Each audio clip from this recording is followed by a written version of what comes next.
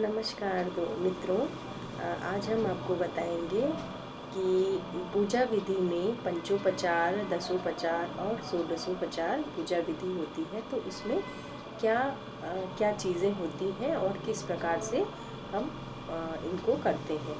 तो सबसे पहले पंचोपचार पूजा विधि में आपको बताते हैं गंध, पुष्प, धूप, दीप, नैवेद्य।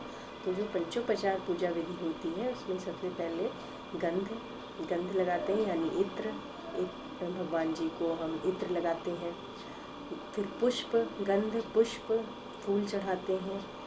धूप दिखाते हैं, धूपम। ध्यान रखिए कि अगरबत्ती का इस्तेमाल जहाँ तक हो सके ना करें, धूप का इस्तेमाल करें, धूपम का, क्योंकि अगरबत्ती में बांस की डंडी लगाते हैं। वैसे तो आजकल मार्केट में बहुत सारी ऐसी भी अगरबत्ती आ गई हैं जिनमें डंडी नहीं होती है, तो वो प्रयोग में ला सकते हैं। लेकिन जहाँ तक हो सके अगरबत्ती का प्रयोग ना करें, धूपम की जगह धूप का ही प्रयोग करें, जिसको मार्केट में बने बनाए आते हैं। ऐसे पुराने भी आते हैं आजकल, जिनको गोल ऐसे करके बना लेते थे वो पूजन में, तो उसका प्रयोग करें। तो गंध, पुष्प, धूप और दीप एक दिया जलाना है। खास तौर पे गाय के घी का दीपक अगर पूजा में जलाएं तो वो सबसे ज़्यादा अच्छा माना जाएगा। गंध, पुष्प, धूप, दीप, नैवेद्य का अर्थ हुआ कि प्रसाद। तो हमको प्रसाद भी चढ़ाना चाहिए ईश्वर को।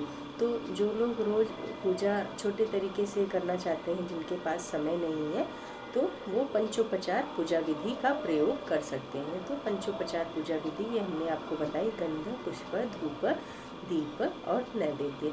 तो यही आजकल समय का अभाव है, इसलिए इतना तो हिंदू धर्म में होने के नाते हम सभी को करना चाहिए। दूसरा जो है वो थोड़ा और विस्तृत में जाए, या थोड़ा और अधिक समय है किसी के पास, या थोड़ा और विस्तृत में करना चाहते हैं, तो दसोपचार पूजा विधि, यानी 10 प्रकार से हम कैसे पूजा कर सकते हैं। तो इसमें क्या है, पाद्य, अर्घ्य, आचमन, स्नान, वस्त्र, निवेदन, गंध, पुष्प, धूप, दीप, नैवेद्य।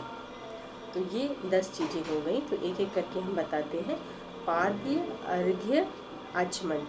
पाद्य, अर्घ्य, आचमन मीन्स हम फूल माला, जो भी जल, गंगा जल, मिश्रित जल या जो भी जल हम लेते हैं, ये हम अपने पास रखेंगे।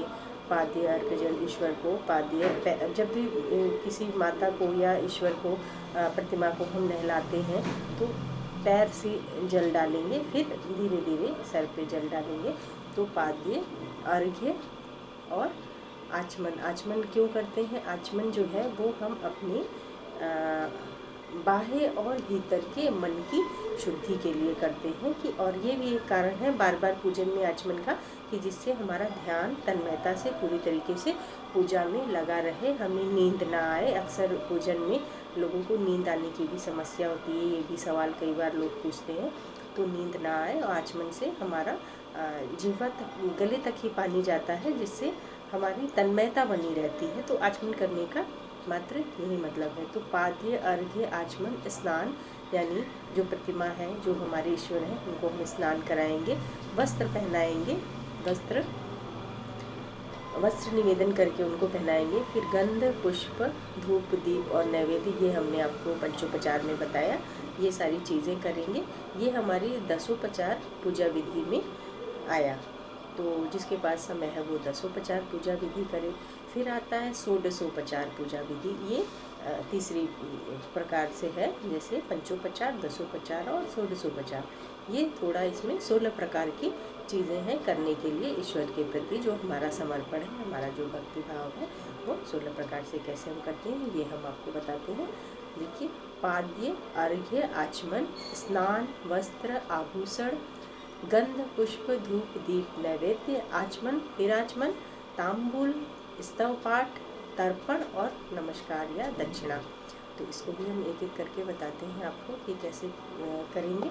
पाद्य, अर्घ्य, आचमन, ये हमने अभी ऊपर आपको बताया, स्नान बताया, वस्त्र पहनाएंगे, आभूषण, जो भी हमारे पास आभूषण है उनको पहनाने के लिए वो आभूषण पहनाएंगे। यदि आभूषण नहीं है या पूजन में कोई भी चीज़ यदि हमारे पास नहीं है, तो हम मानसिक उस चीज़ को सोच कर, मानसिक कल्पना करके हम अपने आराध्य देव को, हम अपने ईश्वर को उसको चढ़ा सकते हैं, उसको समर्पित कर सकते हैं। तो आभूषण हम हमारे पास है तो हम पहनाएंगे, नहीं है तो हम कल्पना करके उसको माता रानी को